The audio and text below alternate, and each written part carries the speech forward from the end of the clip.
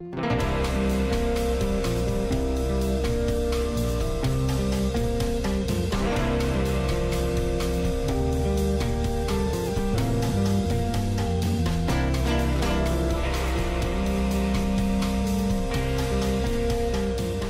many of you have ever received unfair treatment? Jesus said it is impossible that no offenses should come. Do you have the right to be offended? Offense is a snare, a trap. An offense is the bait of Satan. The bait of Satan.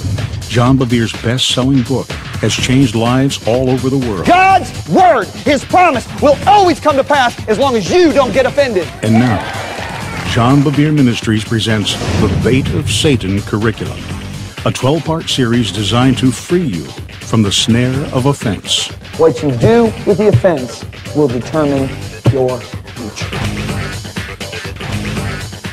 Eu aprendi que de todas as pessoas ofendidas que você encontra na igreja, você pode dividir em duas categorias, certo? Categoria número 1 são aqueles que foram genuinamente maltratados, certo? Categoria número 2 são aqueles que pensam que foram maltratados, mas na verdade não foram. Agora, a categoria número 2 são pessoas que normalmente têm informações imprecisas. Muitas vezes isso vem por fofoca. Amém? Sabe o que impressiona? Provérbios diz: estas 6 coisas o Senhor odeia, e a 7ª é uma abominação. Agora, sabe a que é uma abominação? Não é assassinato, não é homossexualismo, não é adultério. Sabe o que é? Aqueles que semeiam discórdia entre irmãos, fofoca.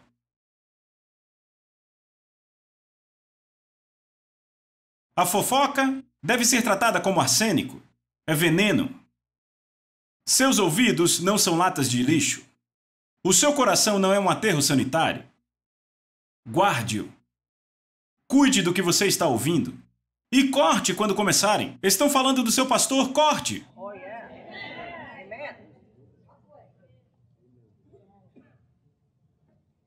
Estão falando do seu cônjuge, corte. Estão falando do seu pai, corte. Estão falando do seu amigo, corte. Estão falando de um irmão em Cristo, corte. Amém? A não ser que tenham provas. E normalmente a Bíblia diz que haja 2 testemunhas com a prova. Se for um presbítero, um líder. Amém? Se você olhar para essa segunda categoria de pessoas que acham que foram maltratadas, normalmente elas têm informações imprecisas ou, ouçam, elas têm informações precisas, mas discernem incorretamente. Repita, discernir. Sabia que tem que aprender a discernir? O discernimento está enraizado no amor de Deus. Mas eu descobri que há uma falsificação para o discernimento, se chama criticismo. Veja, qualquer um pode ser crítico, só precisa de 2 olhos e um pouco de cérebro, certo? Mas o verdadeiro discernimento está enraizado no amor de Deus. Então, da próxima vez que você achar que está discernindo algo sobre alguém, pergunte: eu morreria por essa pessoa? Jesus podia olhar para os fariseus e chamá-los de víboras, ele morreu por eles. Se você está ofendido com alguém, não morreria por ele. Então, categoria número 2 são aqueles que ou têm informações precisas e discernem incorretamente, ou têm informações imprecisas. Eu não quero tratar da categoria 2. Eu quero tratar nessa sessão da categoria 1. E se você foi genuinamente maltratado? Você tem o direito de estar ofendido? Deixa eu dizer, você tem o direito de fazer o que quiser. Deus não vai violar sua vontade. Quantos realmente entendem isso? Levante a mão. Deus diz: eu chamo o céu e a terra como testemunhas que eu tenho posto diante de ti a morte e a vida. Então escolha a vida. O que ele está dizendo? Se você não escolher a vida, já tem a morte. Você precisa de uma escolha de vida ativa. Amém? Deus não violará a sua escolha. Deus protegerá o direito de uma pessoa ir para o inferno se ela quiser ir para o inferno. É assustador, não é? Ou seja, isso é um engano no nível máximo, mas Deus garantirá. Estão comigo? Impressionante, não? Você tem o direito de ficar ofendido se for maltratado? Bem, para responder isso, vejamos a vida de José. Eu quero passar pela vida de José com você. A maioria conhece a história. Mas sabe, eu quero passar por ela com vocês e quero destacar alguns pontos que eu acho que são belas verdades para o tempo de hoje. José é o filho de Jacó. Jacó é o filho de Isaac, que é o filho de Abraão. José é o filho número 11. Sabe, Jacó teve 12 filhos. Eu olhei para a Lisa uma vez, temos 4 filhos. Eu disse, querida, eu realmente queria 12 filhos. Eu disse, sabe por que Jacó teve 12 filhos? Ela me olhou com aqueles olhos de metralhadora. E ela disse, ele também teve 4 esposas. Eu disse, tudo bem, querida, entendi. Eu estou feliz com os 4. Então vejamos, José era o filho número 11. Agora os irmãos de José não gostavam muito dele. Quantos sabem disso? Por quê? Porque Jacó preferia José e deu a ele uma túnica colorida. Então um dia José vai dormir e Deus dá a ele um sonho. E neste sonho ele vê todos os feixes ajoelhados ao redor dele. Os feixes eram seus irmãos. E Deus mostrou a ele nesse sonho que ele seria um líder e seus irmãos o serviriam. Então quando ele acordou do sonho, ele imediatamente compartilhou empolgado com seus irmãos. Bem, eles não compartilhavam do entusiasmo dele, ok? Então ele vai dormir de novo e tem outro sonho no qual o sol, a lua e as estrelas se curvam diante dele. Ele diz, ora, não só meus irmãos se curvarão diante de mim, mas meu pai e minha mãe. Então agora se iraram contra ele, iraram-se de verdade, odiaram ele. Então os outros 10 irmãos saem para o campo e quando eles saíam com os rebanhos andavam grandes distâncias. Não estamos falando de algo à vista, mas quilômetros de distância. Então eles saem e Jacó diz a José, eu quero que você vá e veja como estão seus irmãos e leve alguns suprimentos para eles. Então José vai, procura seus irmãos e finalmente encontra onde eles estão. E quando os irmãos o veem vindo, eles dizem, ah, lá vem o senhor líder. Lá vem o homem que governará sobre nós. Então de repente eles se olham e dizem, peraí, vamos matá-lo? Então ele não governará sobre nós. Vamos ver ele tentar governar morto. Sabe o que eles fazem? Quando ele vem, eles o pegam, rasgam a túnica colorida dele e o lançam em um poço fundo para morrer. Para aqueles que não sabem, o poço é o lugar onde os pregadores treinam. Ok? Trocadilho com as letras da palavra poço em inglês. Então o lançam nesse poço e agora estão todos felizes. Eles se deleitam dizendo, ok, não precisamos mais ouvir esse cara falando de liderança e tudo mais. Ha! E eles se alegram. Agora, algumas horas mais tarde, eles veem uma caravana de ismaelitas vindo pela estrada, indo para o Egito para vender escravos. E Judá, o 4º irmão, diz aos irmãos, ei caras, peraí. Se deixarmos ele apodrecer naquele poço, não ganhamos nada com isso. Mas se o vendermos como escravo, ele já estará morto. Porque ser vendido como escravo para outro país nunca mais o veriam. E ainda fariam dinheiro. Então, eles o venderam como escravo para a caravana de ismaelitas por 20 peças de prata. Agora, amigos, ouçam. Os irmãos estavam ofendidos com José, então o traíram. Estão comigo, a ofensa leva à traição. Certo, eles já estavam no estágio do ódio, mas apareceu a oportunidade da traição. Então agora José é levado ao Egito, ele é vendido como escravo para um homem chamado Potifar. Potifar era um dos oficiais do faraó.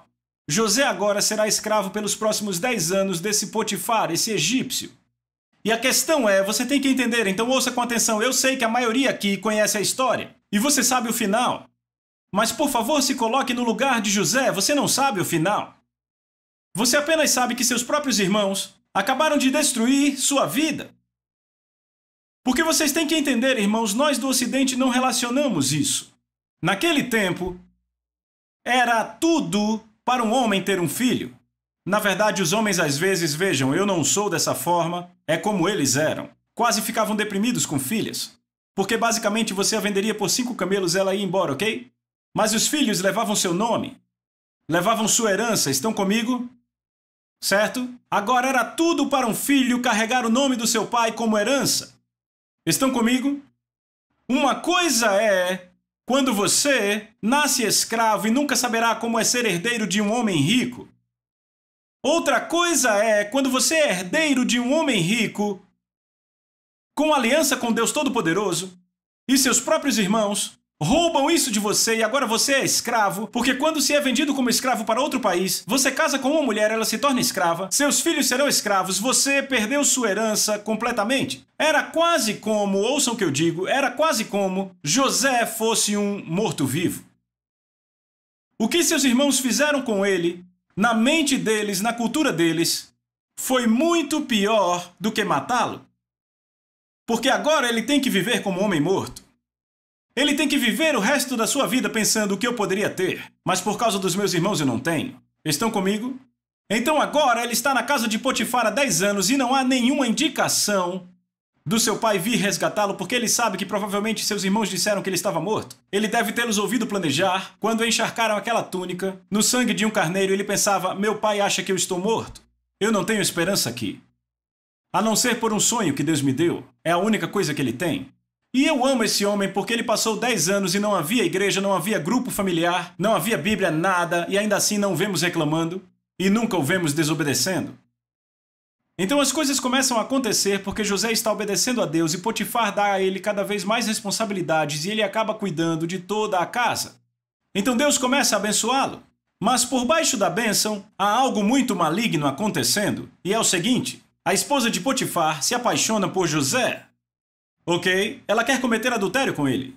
Ela queima de lascívia por ele. Então a Bíblia diz que ela começa a se aproximar dele diariamente. Repita, diariamente. Não uma vez. Não 2 vezes, todo dia. Agora, ela se veste com o melhor e usa o melhor perfume. E tem um espírito sedutor até a bola do olho. Entendem? Todo dia ela vai a ele: não, não, não, eu não vou pecar contra o meu Deus. Eu amo o temor por Deus desse homem. Ele obedeceu, ouça, ele está obedecendo depois de 10 anos, mesmo sem ter visto nenhum sinal da promessa acontecendo. Estão comigo? E então ele continua: não, não, não, não. Finalmente um dia eles estão sozinhos na casa, todos saíram, e ela o pega pela túnica. Deite-se comigo. Ele diz: Deus me livre de pecar contra Deus e seu marido. E ele faz o que a Bíblia diz, ele foge da imoralidade sexual, certo? E quando ele sai da casa, a túnica rasgada, ele sai correndo nu. Ela é uma mulher devassa. Então agora ela está irada. Então ela grita estupro. Então exatamente daquilo que ele está fugindo, ele é acusado. E o que acontece? Potifar o manda para a prisão, o calabouço de Faraó. Agora, olhe para mim, por favor.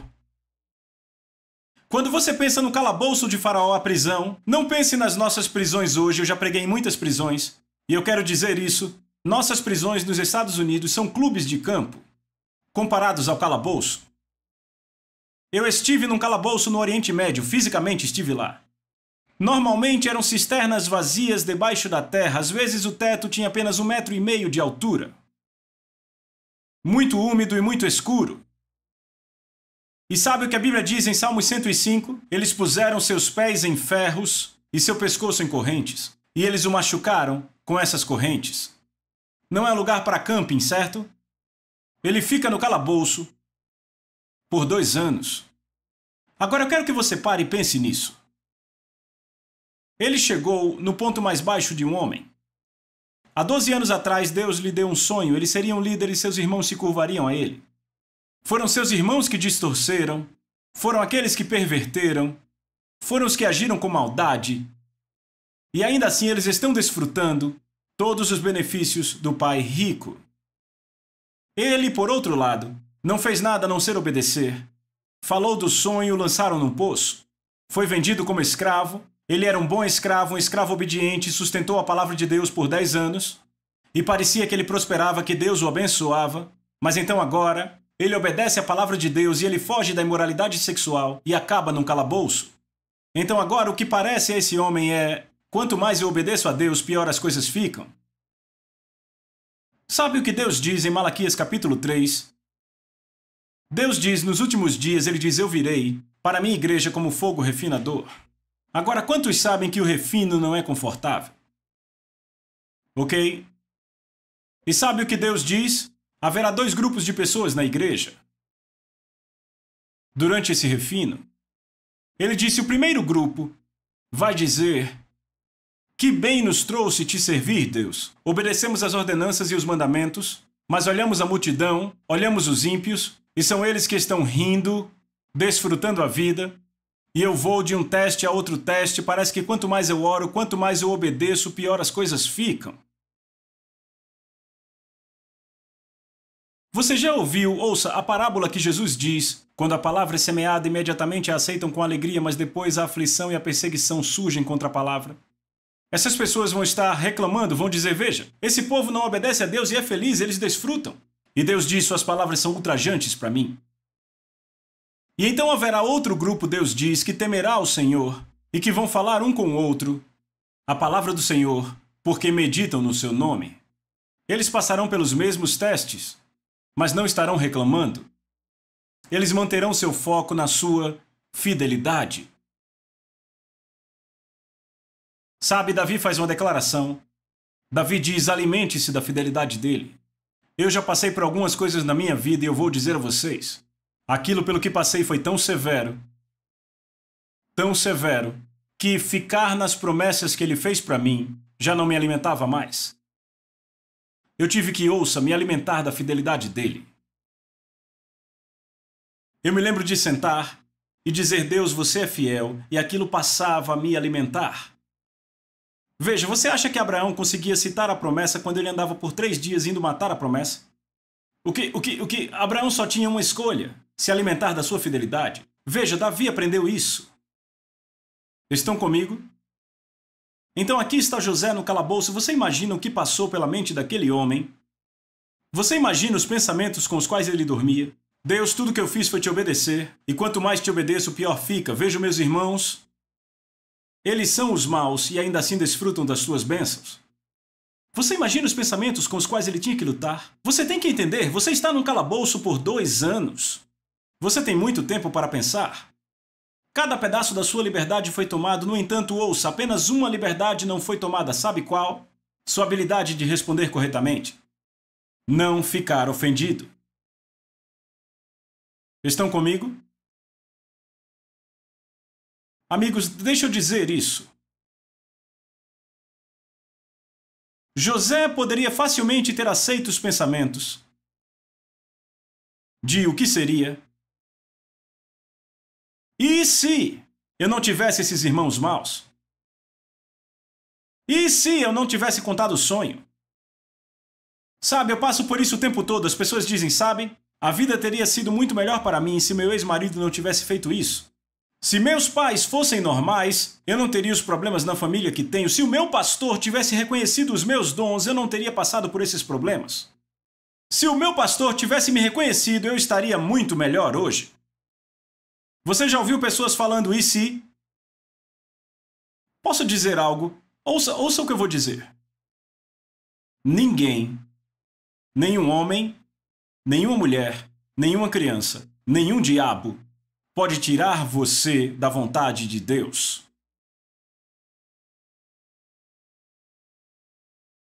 Eu quero que isso desça, eu vou repetir. Nenhum homem, nenhuma mulher, nenhuma criança te tira da vontade de Deus.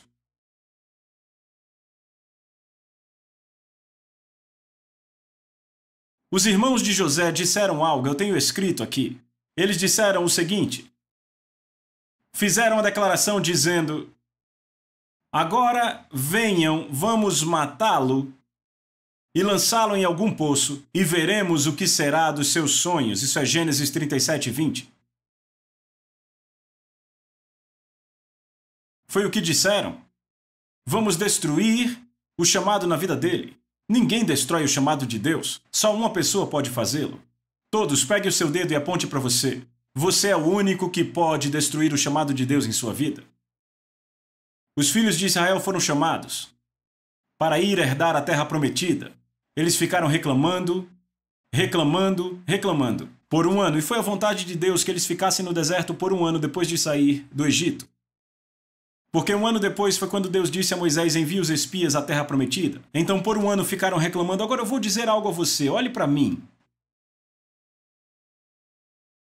Deus odeia reclamação. E você deve tratar a reclamação como veneno. Porque é exatamente o que é. Sabe o que a reclamação diz a Deus? Deus, eu não gosto do que você está fazendo na minha vida. Se eu fosse você, eu faria diferente.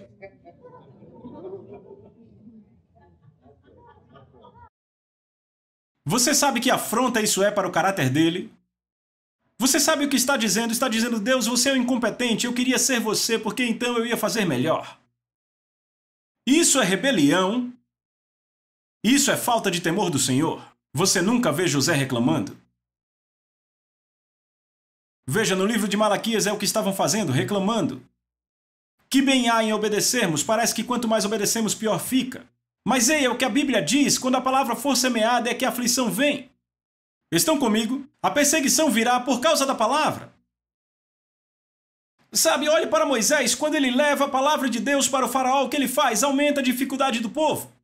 Agora vocês terão que trabalhar dobrado, eu não quero nem saber. Então o povo diz, Moisés, pare de pregar. Sua pregação piora a nossa vida.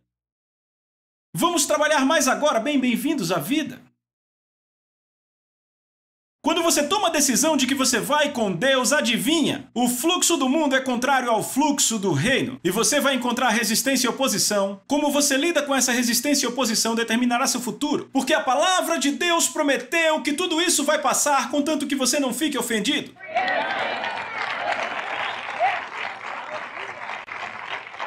José está naquela prisão e ele poderia estar pensando, sabe? Se não fosse pelos meus irmãos, eu seria um líder hoje. Você consegue imaginar o pai? Você pode imaginar o pai quando aqueles irmãos o lançaram no poço e o venderam como escravo? Você imagina o pai? Ei, Jesus, você tem um plano alternativo? Nós o queríamos como líder, mas seus irmãos o venderam como escravo. Minha nossa, eu não estava esperando por isso. O que vamos fazer? Deus sabia que eles fariam aquilo. Antes de ele dar o sonho ao José, ele sabia mesmo antes de ele nascer. Porque Deus conhece o fim desde o começo. Mas ainda assim respondemos a certas situações e pensamos que é assim que Deus vai responder a elas. Sabe, você consegue ver Deus olhando para Jesus dizendo, Jesus, o que vamos fazer? Sally tem 34 anos e ela ainda não casou porque eu queria que ela... Ei, ouça!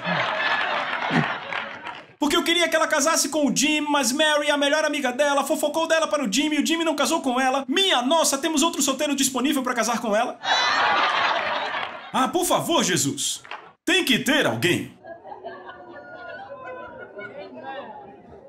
Não é assim. Você acha que é assim que Deus responde?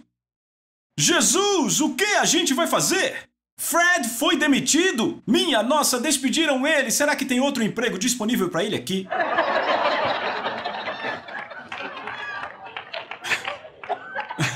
Ora, vamos! Falem comigo! Sabe, mas é assim que respondemos, oh não! E entramos em pânico. E pensamos, meu Deus, eu espero que o céu tenha uma solução. Sabe, você não diz com a sua boca, mas a forma como você age é o que você fala para o céu. Deixa eu dizer algo. Deus traz o maior teste na vida de José no final. Você sabe quando é que vem o maior ataque contra a sua colheita? Pouco antes da colheita se manifestar. Olhe para Davi. No mesmo dia que Saul veio a morrer pelos filisteus, exatamente no mesmo dia, seus próprios homens queriam matá-lo. Ele estava no ponto mais baixo. Se ele se perdesse ali, perderia a colheita. Não nos cansemos de fazer o bem, porque a seu tempo ceifaremos se não desfalecermos. Há um se aí, se não desfalecermos. Por isso que às vezes eu fico, Deus, você é fiel, porque tudo que eu tenho que fazer é permanecer obediente para a colheita. Então Deus traz o maior teste para José do seu temor pelo Senhor. Bem no final, sabe o que ele faz? Ele traz dois caras para falar com ele. Um padeiro e um copeiro. E os caras querem ser ministrados. José poderia fazer como muitos na igreja e dizer, ei, ouça, você tem problemas, eu tenho problemas, deixe-me em paz. Vai orar. Aqui está a Bíblia, vai ler.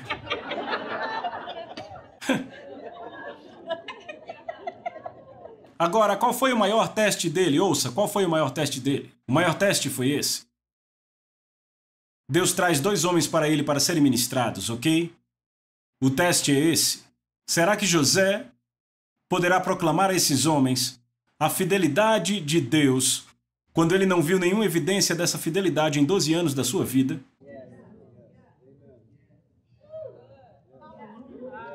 Vamos, 12 anos atrás ele teve um sonho do céu que disse que seus irmãos o serviriam. E ele não viu nada disso. Porque sendo um escravo estrangeiro lançado no calabouço por estuprar a mulher de um oficial do rei, te deixam lá para apodrecer. Matar você é muito fácil. Eles querem que você sofra, então te dão água e pão suficiente para você viver porque querem que você sofra. Num buraco úmido, amarrado a correntes. Ele pode proclamar a fidelidade de Deus a esses homens, quando cada vez que ele obedeceu a Deus ficou pior e parecia que o sonho não aconteceria? Se ele fosse como muitos crentes, amargos com Deus, ofendidos com Deus, ele não teria ministrado a eles, ouça. E daquele lugar ele nunca sairia. Sabe o que impressiona? Se José tivesse escolhido ficar ofendido com Deus e ficar ofendido com seus irmãos, ele diria naquele calabouço, quando eu sair daqui os matarei. Sabe o que é impressionante? Se ele os tivesse matado, teria matado 10 tribos de Israel, incluindo Judá, de onde Jesus e Davi vieram. Sabia que você vai ver esses caras no céu?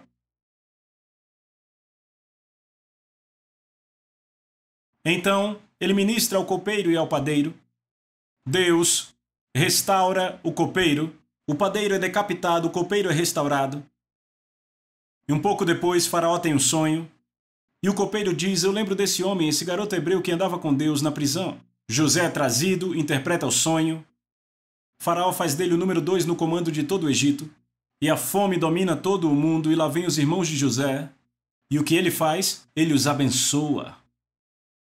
Se ele tivesse ofendido com eles, ele os teria matado e Faraó não faria nada, porque eles não eram nada para Faraó. Ele podia ter feito, tinha poder, mas ele usou o seu poder para servir, para abençoar. Isso é mansidão, amigos. O que Deus estava fazendo em José naqueles 12 anos foi desenvolver seu caráter para que soubesse lidar com a liderança que iria receber.